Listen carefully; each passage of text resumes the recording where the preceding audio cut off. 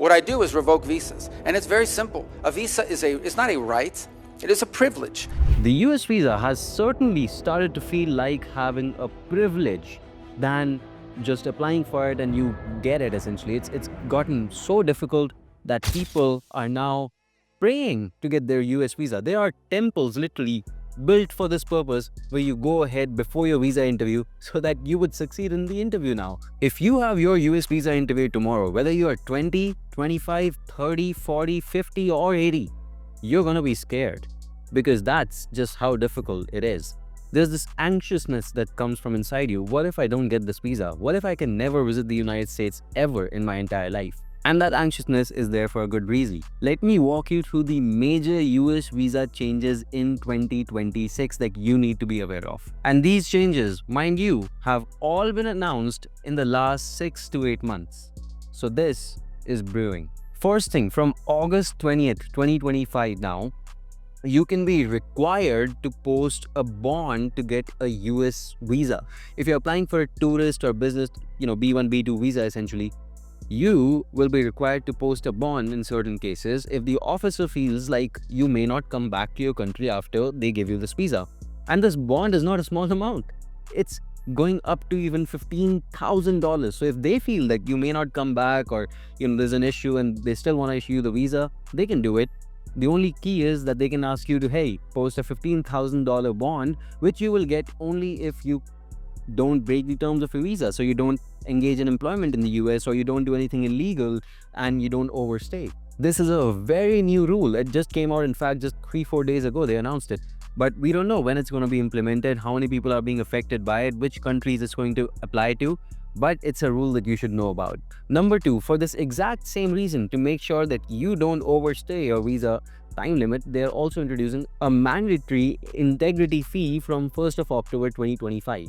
Now, the details of how it's going to be collected are not out yet, but what we know is that once October hits, the embassy says that they're going to charge $250 extra per visa application. And whether it's student, tourist, doesn't matter. They're going to charge us $250 just to ensure that you don't overstay or do anything illegal, and this money is only going to be given to you at the end of your term. So let's say that you have a 10-year visa for the US.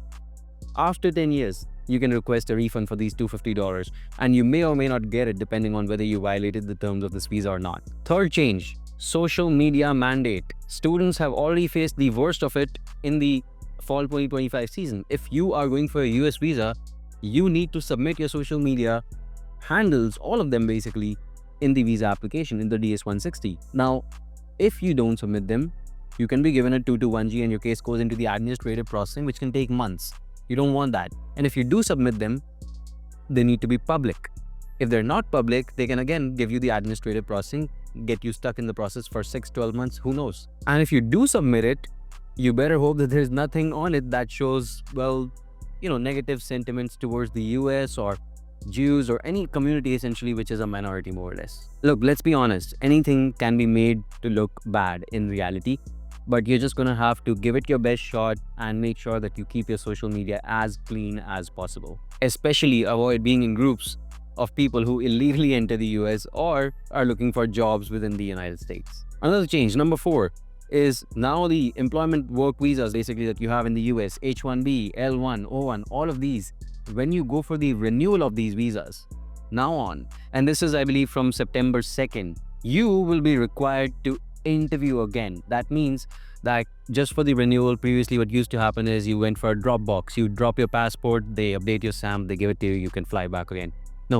No more. You now have to interview again, even if you want a renewal of these visas. Now, some might think, yeah, so what's so bad? We can interview, right? You can interview, but if there's anything on your profile that, hey, you were trying to essentially get PR in the US, or you were engaging in employment that is not allowed on your visa, you were doing something which is less than legal essentially, right? Or maybe you even just have a parking ticket. All of these could be information that the visa officer will already have in front of their screen before they choose to accept you again into the US. So it just makes it slightly unpredictable, and I think that's not great. And number 5, and this is a change that I've experienced, and that is that there's no guarantee that appointments will open up.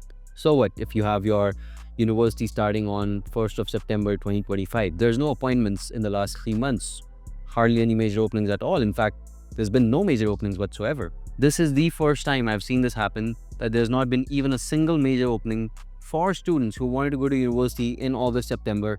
No opening in June, July, and now in August we are here, and there's not a sign of a single opening upcoming. Students are hoping to defer to spring. But what if there's no major opening till spring? What then? You have to miss your January intake as well. Even COVID, by the way, had more openings than we do right now.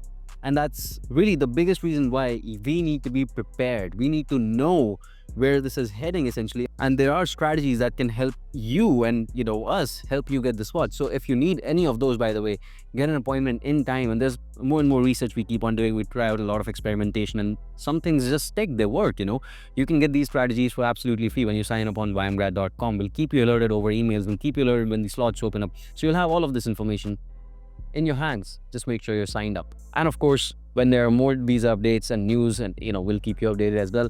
But this is what's going on right now. And I know some of you guys may need more help with their visa process. So that you can connect with my team on WhatsApp. We're going to be able to help you out. By the way, if you want a whole video on strategies on how to get your visa appointment, you can comment strategy under this video and I'll prepare that for you if I get enough. Been doing this 6-7 years, and we're going to do it for the upcoming 30 as well. And with that said, you can follow me on Instagram if you need more help. Goodbye and take care. Until the next one.